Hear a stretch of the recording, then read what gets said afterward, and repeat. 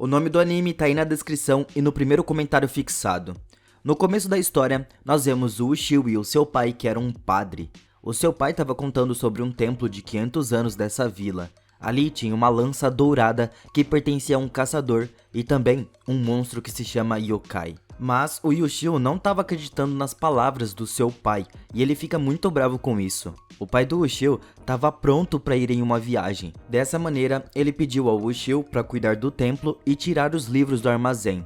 Depois de algum tempo, o Ushio foi lá para pegar esses livros, mas ele encontrou uma passagem escondida. Vendo isso, o Ushio tenta abrir ela na hora, mas nessa hora ele também caiu lá dentro. Então ali, ele viu o Yokai atrás dele e fica muito assustado. Tinha uma lança presa no corpo dele que apenas humanos poderiam remover. Esse Yokai de fato estava ali há 500 anos. Então agora o Ushio entendeu que essa lança é a lança da fera que o seu pai estava falando. O Yokai pediu ao Ushio para remover a lança do seu corpo.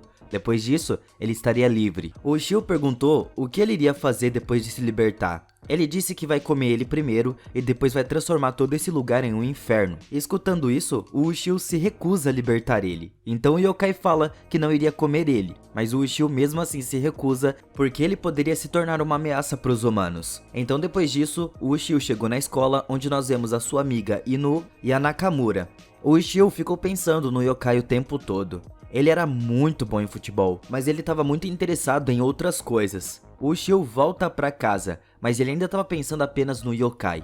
A Nakamura foi até lá com a Ino para pegar o seu caderno que estava com ele, mas ao mesmo tempo, o Ushio começou a ver pequenas criaturas ao redor delas. Na hora, o Ushio foi até o Yokai e começa a perguntar sobre isso para ele. O Yokai só começou a dar risada e diz que nesses 500 anos da sua vida, a aura dele se reuniu nesse lugar. Mas por causa do Ushio, a aura dele estava se espalhando por toda a parte. O Ushio entrou em contato com a aura dele, então ele conseguia ver essas coisas. O Ushio escutou a Nakamura gritando, ele começou a se preocupar muito com elas. O Yokai disse que ele não vai ser capaz de derrotar o Ushio, mas ele também disse que não ajudaria com isso. O Ushio não tinha muitas opções aqui. Então ele entrou em consenso com o Yokai. Ele tirava a espada e o Yokai ajudava ele. E sem opção, ele tirou a espada do Yokai. O Yokai atacou ele na hora porque ele queria comer o Ushio e os seus amigos. Ouvindo isso, o Ushio enfia nele de novo com muita raiva. E o Yokai fica chocado com isso, porque ele parecia exatamente como o caçador que pegou o Yokai pela primeira vez há 500 anos atrás. Vendo isso, o Yokai começou a correr e concorda em manter sua promessa. O Yokai cercou as crianças, mas eles conseguiram destruir tudo que tinha ali. O Ushio percebeu que a lança da besta poderia falar com ele e descobre que funcionava convertendo a alma de um humano em energia. O objetivo dela era caçar o Yokai. Depois disso, o próprio Yokai queria sair dali, mas o Ushio segura ele e não deixa ele ir embora. O Yokai fica com raiva disso, mas por conta da lança, ele não podia fazer nada a não ser obedecer. O Ushio começou a chamar ele de Tora. Então de repente, a Nakamura e a Ino olham aquilo, com muito medo. Mas o Yokai só era visível pro Ushio. O Yokai só fica pensando em como ele vai comer o Ushio na primeira chance que ele tiver. O Ushio também estava pensando em como ele mataria o Yokai. Então agora, nós vemos o Tora assistindo televisão. Ele viu um samurai e atacou a televisão na hora porque ele acreditou que aquilo era real. O Ushio ficou muito bravo com isso. Então no dia seguinte, na escola, ninguém era capaz de ver ele. Só que de repente, uma bola vem na sua direção e o Tora destrói ela na hora e todos ficam surpresos ao ver isso. Até porque, aparentemente a bola se espatifou no ar. Isso fez uma discussão entre os dois começar. E o Tora fala que a lança da besta estava nas suas mãos. Por isso, ele não estava fazendo nada com ele, mas ele iria comer o Ushio quando tivesse a primeira chance. Depois de escutar isso, o Ushio também fala sobre matar ele. E nessa hora, a Nakamura chegou e ela começa a falar sobre o incidente de ontem que parecia ter sido um sonho para elas. A Nakamura e a Ino vão para um prédio velho da escola para poder pegar alguns livros. Lá, elas encontraram uma estátua de pedra. A Nakamura foi dar uma olhada mais de perto e de repente, um olho apareceu na estátua. Só que ninguém prestou muita atenção nisso e todos começaram a pegar os livros que tinha ali. Nessa hora, a estátua começou a despertar um poder dentro dela. O Ushio e o Tora estavam dentro da sala, então de repente um som começou a vir da lança, e o Ushio entende que alguma coisa estava acontecendo. Ao mesmo tempo, uma grande explosão aconteceu fora do prédio antigo. O Ushio chegou lá na hora e ele viu que uma luna começou a se transformar em pedra aos poucos. O Tora diz que isso estava relacionado ao comedor de pedras. O Ushio procura pela Nakamura e a Ino, mas as duas não estavam em lugar nenhum. Então depois de um tempo, a polícia também chegou ali e a notícia do desaparecimento de 5 alunos se espalhou por todos os cantos. Mas todos sentem que provavelmente alguém sequestrou esses alunos. Só que o Ushio sabe muito bem que esse assunto estava relacionado a um monstro. Então ele começou a perguntar ao Tora sobre isso. Mas o Tora se recusa a ajudar ele porque ele não quer se envolver em nenhum desses assuntos. Novamente, ele começa a falar sobre matar ele. Nessa hora, o Ushio fica com muita raiva. O Tora tenta pegar ele, mas por conta da lança, ele é incapaz de fazer qualquer coisa. Assim, o Tora concordou em contar tudo sobre o que ele sabia. Ele diz que os comedores de pedra são muito poderosos. Eles levam humanos para dentro das suas barreiras para poder comer. Não é nada fácil conseguir derrotar eles. Nós vemos que ele levou a Nakamura e a Ino. Elas tentam chamar a polícia, mas não dá certo. Eles não conseguem escutar pela barreira. Agora o comedor de pedras tenta assustar as duas, mas Nakamura não estava com medo. Por conta disso, o comedor de pedras ataca ela e a transforma em uma estátua. Mas o Ushio decidiu derrotar ele, então ele quebrou a barreira com uma lança e ataca o comedor de pedras. Mas ele também devolve o ataque na hora e a lança cai longe do Ushio. Ele viu que a Nakamura e a Ino também se transformaram em pedra. O Tora não estava querendo ajudar o Ushio, mas o comedor conseguiu capturar ele e a barreira começou a se fechar. Por conta disso, o Tora saiu dali. O Ushio não podia fazer nada sem a lança, então ele implora pela ajuda do Tora e só pede para ele pegar as meninas e tirar dali. O Tora fica chocado ao escutar isso porque o Ushio estava pensando nos outros mesmo nessa condição. Agora o comedor de pedras começou a transformar ele também. O Tora pulou lá dentro, pega a Nakamura e a Ino e tira as duas da barreira. Mas o Ushio ficou lá, quase todo transformado. Vendo isso, o Tora diz que ele deveria ter pensado em si mesmo. Mas o Ushio diz que ele nunca iria entender. O comedor de pedras estava pronto para devorar o Ushio. Então aqui o Tora se lembra que o Ushio é o seu alvo, é a sua comida. Ele decidiu na hora parar o comedor de pedras, só que ele também foi pego. O Ushio começou a pensar na lança e de repente ela começou a voar sozinha e liberta o Ushio da pedrificação. O Ushio tentou impedir que a barreira se feche com a ajuda da lança. O Tora atacou o comedor de pedras com o seu poder do relâmpago e depois dessa o Tora sai com o Ushio e todos ficam surpresos ao ver isso acontecer.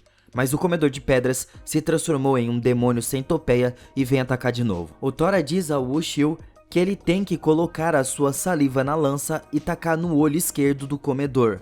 O Ushio faz isso na hora. Todos ficam surpresos ao ver isso acontecendo. Dessa maneira, todos os alunos petrificados foram salvos e o monstro morto. Mas agora, essa notícia se tornou viral em todos os lugares.